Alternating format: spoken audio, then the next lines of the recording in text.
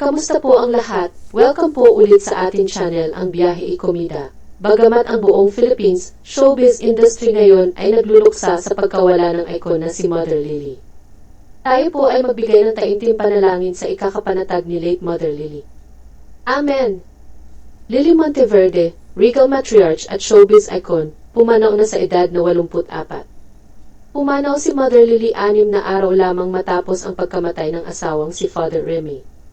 Pumanaw ang Regal Films producer na si Lily Monteverde, o Mother Lily sa mga tao mula sa loob at labas ng showbiz, noong August 4, 2024. Nagluluksa ang Philippine showbiz industry dahil sa pagpanaw ng movie producer at showbiz icon na si Lily Monteverde ngayong linggo ng umaga, August 4, 2024. Mas kilala ng lahat sa tawag na Mother Lily, pumanaw ang Regal Films matriarch sa Medical City, Pasig City.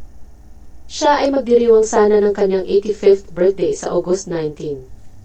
Kinumpirma ng isa sa mga anak ni Mother Lily, si UP Fighting Maroons head coach Goldwyn Monteverde, ang malungkot na balita sa pamamagitan ng text message nito sa GMA News. Si Mother Lily ay binawian ng buhay matapos lamang ang 6 na araw mula nang pumanaw ang kanyang asawa na si Leonardo, Father Remy Monteverde, noong July 29, 2024. Inihatid si Father Remy sa kanyang huling hantungan sa Heritage Park, Taguig City, noong Sabado ng tanghali, August 3, 2024. Kinabukasan, ang kanya namang kabiyak ang pumanaw. Naulila ni Mother Lily ang kanyang mga anak na sina Winston, Sherida, Rosel, Dondon at Goldwyn. Hindi matatawaran ang mga kontribusyon ni Mother Lily sa industriya ng pelikula at telebisyon. Nag-umpisa ang Regal Films noong August 1962 nang manghiram si Mother Lily ng 10,000 piso mula sa kanyang kapatid na si Jessie Yu para makuha niya ang karapatang ipalabas sa mga sinihan sa Pilipinas ang foreign movie na All Mine. To Give, 1957. Hindi nagkamali ang pulso at pakiramdam ni Mother Lily dahil pinilahan sa takilya ang pelikula. Kumita siya ng kalahating milyong piso at mula noon, nagkasunod-sunod na ang mga proyekto ng Regal Films. Ang unang pelikulang iproduce ng Regal Films ay ang Araw-Araw, Gabi-Gabi, na ang kwento ay inspirasyon mula sa All Mine to Give. Si Charito Solis ang bida sa Araw-Araw, Gabi-Gabi, at si Didit Reyes naman ang kumanta ng theme song ng pelikulang ipinalabas sa mga sinihan noong September 21, 1975. Pinilahan din ito ng mga manonood. Pinagmamalaki ni Mother Lily ang pagiging movie fan, ang pagtakas niya sa school para pumunta sa Sampaguita Picture Studios, at ang pag-akyat niya sa bakod para makita ang kanyang mga paboritong artista.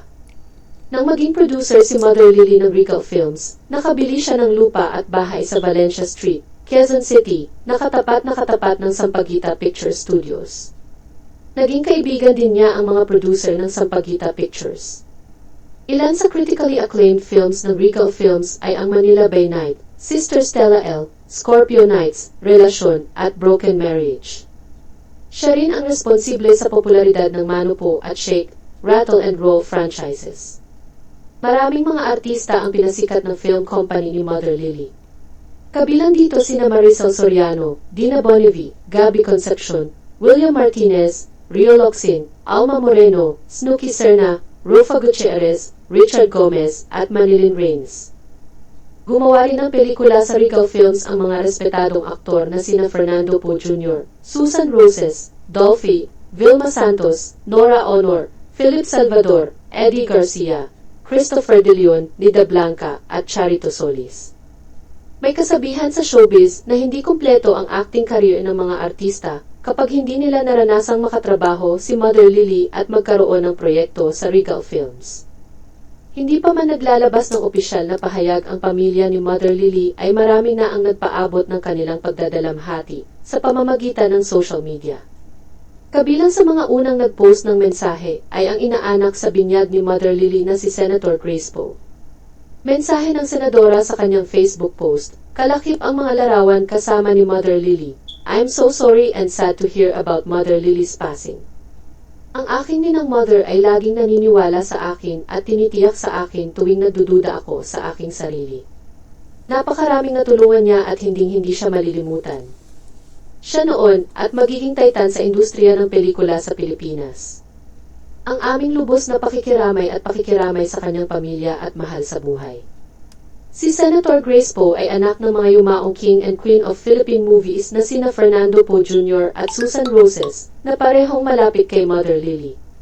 Muli sa mga naiwan ng ating ina ng industriyang Pilipino, kami pong lahat dito sa YouTube channel ng Biyahe e Komida ay lubos na nakikiramay sa lahat ng mga naulila ni Mother Lily. Naway magpahinga ang kanyang kaluluwa sa walang hanggang kapayapaan. Paalam po, Mother Lily.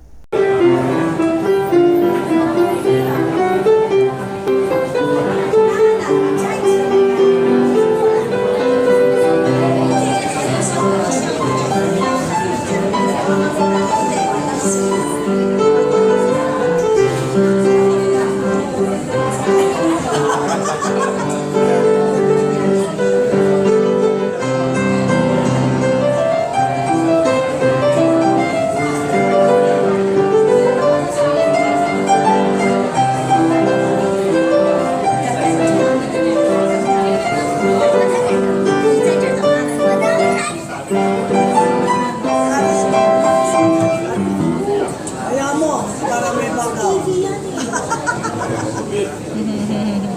Nag-aalit na ang daughter ko. Thank you po. Nasaan ba si Annabelle?